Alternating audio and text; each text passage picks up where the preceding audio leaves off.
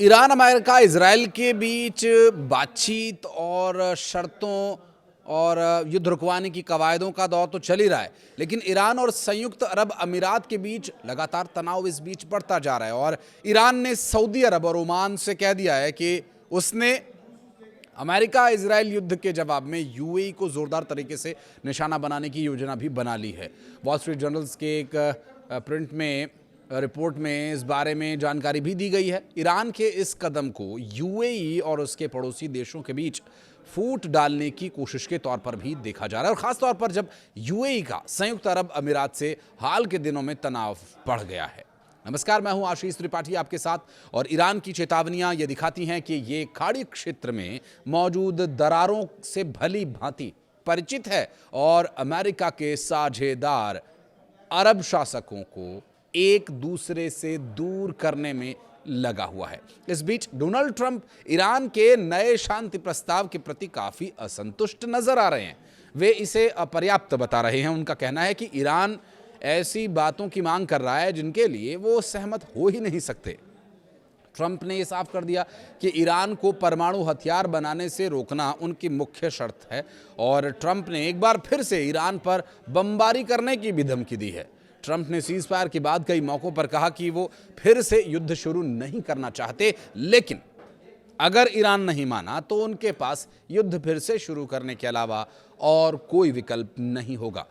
आपको बता दें कि एक वरिष्ठ अमेरिकी सैन्य अधिकारियों की ट्रंप के साथ हुई हाई लेवल मीटिंग, जिसके दौरान सैन्य ब्रीफिंग भी आयोजित की गई थी, और करीब 45 मिनट तक चली इस मीटिंग के दौरान अमेरिकी सेंट्रल कमांड के कमांडर एडमिरल ब्रैड कूपर और जॉइंट चीफ ऑफ स्टाफ के चेयरमैन जनरल डैन केन ने ट्रंप को ईरान के खिलाफ फिर से सैन्य कार्रवाई शुरू करने की संभावना से जुड़े प्लान के बारे में बताया। इस मीटिंग के दौरान ईरान के खिलाफ संभावित रणनीतियों पर डिटेल में चर्चा हुई है।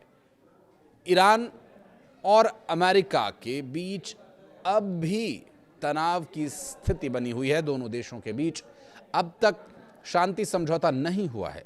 इस बीच ईरान ने पाकिस्तान के माध्यम से अमेरिका को नया शांति प्रस्ताव भेजा, जिससे युद्ध का स्थायी अंत हो सके।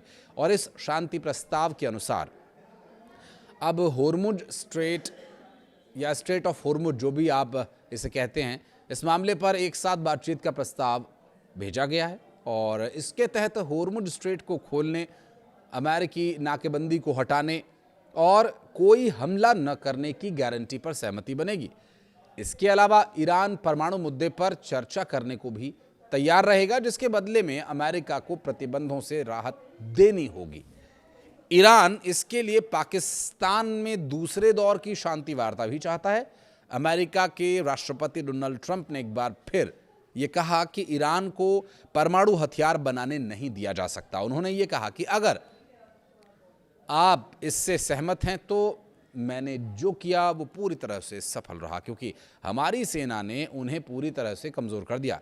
ट्रंप ने आरोप लगाया कि ईरान की सरकार ने वहां विरोध प्रदर्शन करने वाले 42,000 बेगुनाह और निहत्थे लोगों की हत्या की।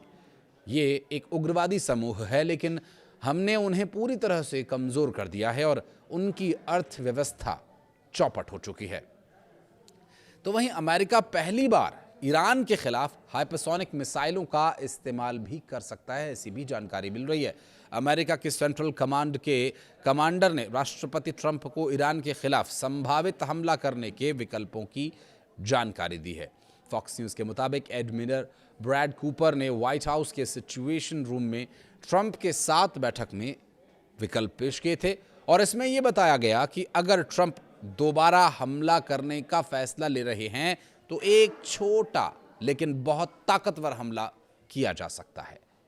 ट्रंप ने अपने ट्रुथ सोशल मीडिया अकाउंट पर एक फोटो शेयर कर कहा, तूफान आगे बढ़ रहा है, इसे कोई रोक नहीं पाएगा। तो supreme leader Mojtaba Ali Khamenei ने कहा कि हम हमलावरों को समंदर में डुबो देंगे, फारस की खाड़ी में उनके लिए कोई जगह नहीं है। तो वहीं बीते 24 घंटे में क्या कुछ हुआ, अगर ऐसी कुछ घटनाओं पर नजर डालें तो गुरुवार को कच्चे तेल की कीमत तेजी से बढ़कर करीब $126 प्रति बैरल को पार कर गई। ये 4 साल में सबसे अधिकतम स्तर पर पहुंच चुकी है और बाद में ये कम होकर 115 के करीब पहुंची। जबकि मुज्तबा खामेनी की सेहत को लेकर अब भी कोई साफ जानकारी सामने नहीं आई है।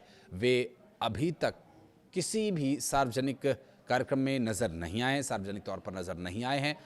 और एक और बड़ा अपडेट ये है कि दुनिया का सबसे बड़ा aircraft carrier USS Gerald R Ford अब 300 दिनों से ज़्यादा की रिकॉर्ड तैनाती के बाद अमेरिका लौट रहा है।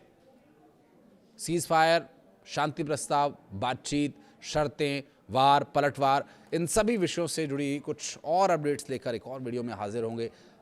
इस वीडियो के बारे में, इस परिस्थिति के बारे में अगर आप कुछ प्रतिक्रिया देना चाहें तो ज़रूर बताइएगा कमेंट सेक्शन में। और वीडियो को यहाँ तक देखने के लिए बहुत बहुत धन्यवाद।